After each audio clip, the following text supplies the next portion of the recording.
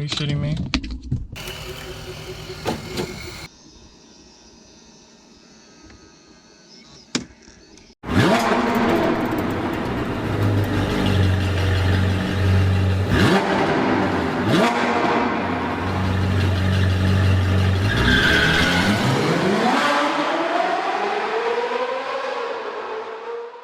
What's going on, guys? Irvine Garage here, back with a video that I wasn't expecting to make. Yesterday, the BMW completely broke down.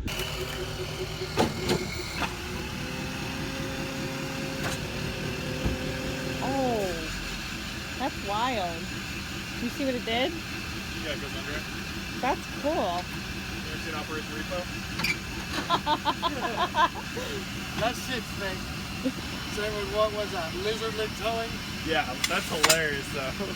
Like, it's so staged for the shit. I'm telling you, boy, I'm faster than a jackrabbit on moonshine. I get this thing hooked up, I'm out of here.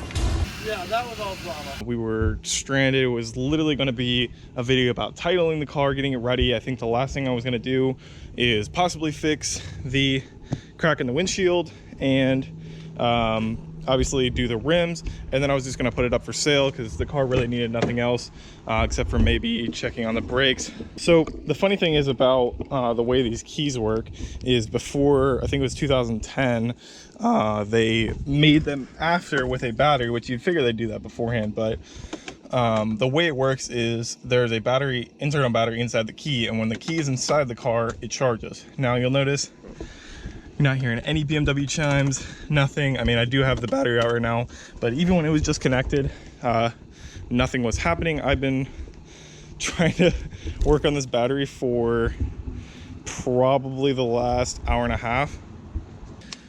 You can literally see, oh, this button already fell off, Harbor Freight. You see that stuff? It looks like literally like confetti, like blue and red corrosion. This is the stuff that was all over the battery that did not want to come out. It's disgusting.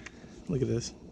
And it's so bad that the actual terminal, this is a positive terminal that I couldn't get off, it corroded the actual terminal itself. So it's very possible that I didn't need a new battery and that was just so badly corroded that one bump in the road, literally we took it, it was completely fine. I hadn't started the car in over a week, started right up, drove to get lunch, came out from lunch, car would not start. And I was literally just gonna take it to the DMV, get it titled. But I'm gonna see if I can install this new battery and clean up these posts maybe a little bit, and then see if we can actually get this car to turn back on. Now, yesterday, all the lights and everything were working inside the actual car. So the dash lights, any light that was on before, the engine service do, all that, everything came on, but when you'd hold the start button, absolutely nothing would start. So obviously that can be a few things.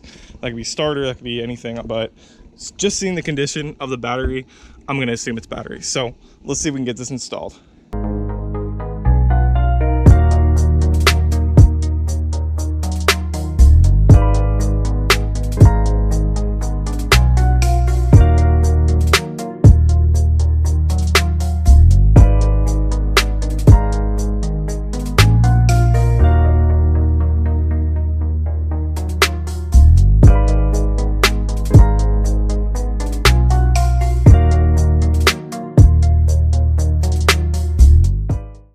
All right, time for the moment of truth. Earlier, the key was not working at all. So, it's working now. I put this in. Nothing. Are you shitting me? So, the key's back to being useless again. And after about 30 minutes of searching, let's see if I can get this thing to come up once again. Let's see if I close the door. So, see that right there? Something I kind of made a joke about before was the red locked Pokeball of Death, and it is just another German problem that I'm gonna have to diagnose, and I do not have the tools to do it. I'm going to go ahead and order, I'm gonna need, because I don't have an OBD2 scanner to actually see the code, but basically, of course, only after I get and buy another part for this car would it tell me that I actually need this certain code reset, which involves getting a computer and then going through and resetting something that usually only the factory can reset, or not the factory, the dealer, and I'm not going to be bringing this to a BMW dealership, but basically it is a code with the steering lock. The guy was basically saying that after a few times of starting the car, which would be exactly what it was, the car was starting fine, that the car, the actual start will become useless. You will not be able to start the car, exactly the problem that I'm having. So I'm gonna have to order that scanner. I'm gonna try and get it within the next day or so. So I will see you guys then. It's probably as close of a transition as I can get it. But okay, so it is one day later, and I just got in OED2 scanner, so checking some of the codes in the car, see what's wrong with it. And then this, it is a INPAK plus CAN. It's something for basically resetting codes in a BMW. So I got this pretty old computer that still has a disk drive in it, and we're gonna boot this up, see how much is in German, and see what we can actually do with the car. Wow, this computer's old. I guess Vipers were more my thing back then.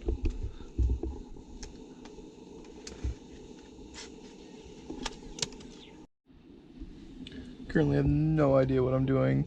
Basically every command has been in German so far, so I think I'm running the right setup file, and hopefully we can get this thing cleared. One eternity later. Alright, so we're back. It is another day. Last 2 days I really didn't film much because I was simply just trying to actually get the software to work and communicate with the car and everything, and every single PC that I possibly went through, I think I went through three or four, just old laptops. Absolutely none of them can read this old toolset 32. If anybody's ever done this, the INPA BMW software. This is useless. This is garbage OBD2 scanner, but I'm absolutely at the end of my rope, essentially, with the BMW. We got a mobile mechanic coming. Should be soon. I think he's coming at 3. But yeah, so guy's coming shortly. He's gonna do the actual oil and the oil filter on it, just because I don't want to, and I figure if I can get him out here, he's gonna. I think he has a snap-on system, so pretty good tool. But I think with some of the BMWs, I know that you can only clear with the Autel system. The Autel like Premier, like it's like a $5,000 tool, or I think the one of them's $3,500, but I know that one is $5,000, and I don't plan on spending, you know, 2, 3, 4 times what I bought the car for on a tool to fix it. Even though it would be useful in the future, I don't really plan on buying that kind of tool. So I'm gonna wait for this guy to show up and update you guys when we get here. Hey man, how's it going? I'm Chris. Hey, Steve. So, basically I was trying to go through, I don't know if you're familiar with like the IMPA, like the Edibos toolset 32, like that old BMW software. I was going through with that, and then I just can't get it to run because I need a 32-bit Windows system. So I don't know if like a snap-on system will do it.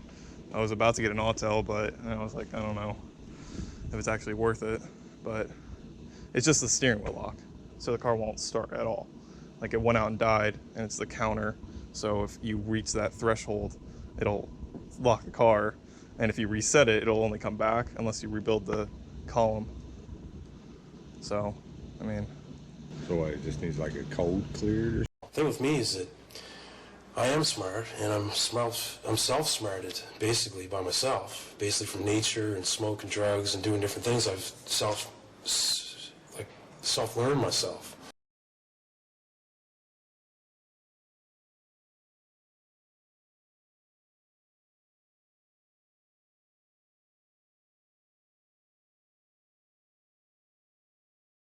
what is up guys, welcome back to the channel. I'm not sure exactly where we left off, but I was kind of in the middle of filming a video for the BMW. I was trying to do an update, basically going through everything that's wrong, and it, you know, I was just about getting it ready to sell, and then we kind of had a catastrophic error.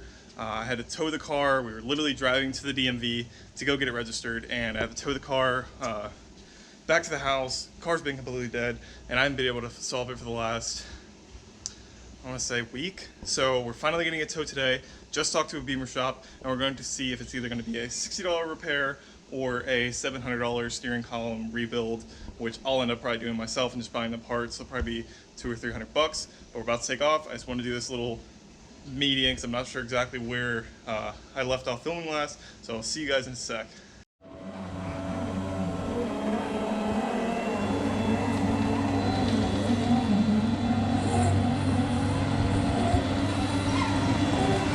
Yeah, I saw the guy do it with that scanner. Oh, And I was like, oh yeah, I'll just go out and buy the Auto whatever and look at the price. I'm like, yeah. Never mind. How much you end up paying for the car? End of the day, with all the shit I bought for it so far, plus this, probably around $2,000. So Not bad. not bad. Not bad at all. You know.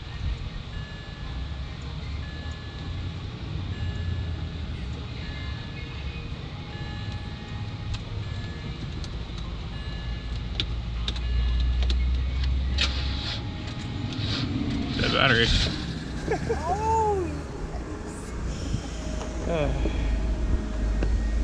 Of course. You might want to let it charge for a little bit. Oh yeah, for sure. So 15 seconds and $58 later, BMW started right up, as you guys saw in the video. I don't know how much I actually got on film. I wasn't trying to get in the guy's way, but literally exactly what I thought it was. He did the reset. He had a $8,000 Autel scanner, which obviously didn't make sense for me to buy to fix his car, but he had the Autel scanner. He's brought it out, did the code, reset it. I have the battery on the tender right now because it's still running low voltage and it's been sitting for a week right after I just put a battery in it. So got to send it back up. Last few things are going to be the windshield and the rims. Obviously you can see they're a little bit rough, so that's going to be the next video. I don't even know if I'm going to change the oil on it because I'm just so sick of this car. You can see I cleaned up the exhaust a little bit and I'm about halfway through right now. I was going through, my hands are a little dirty, not too bad actually, but I was going through and doing the engine bay, and I'll probably throw up some pictures right now of what it looked like before. I'm really only like about a quarter of the way done, but already looking a lot better. So I'm gonna get this thing prepped, hopefully tomorrow, get it, it'll be tender enough to start onto Empower, take it down the DMV, get it registered, do the video that you guys will see at least is going to be the plastic in the rims. So now you've seen that a million times, but I'll just make it part of obviously maybe like a how-to series and trying to do some more stuff like that. A few people messaged me about doing some things that I didn't really show on the car. Like I know I didn't show the actual window regulator fix because there's a ton of videos out there, but I might start a series like that or something along those lines. So that's going to do it for this one. If you guys haven't seen some of my other videos, go ahead and check them out. I'm getting really close to getting monetized. I know it doesn't pay a lot, but I'm just trying to do this on the side right now.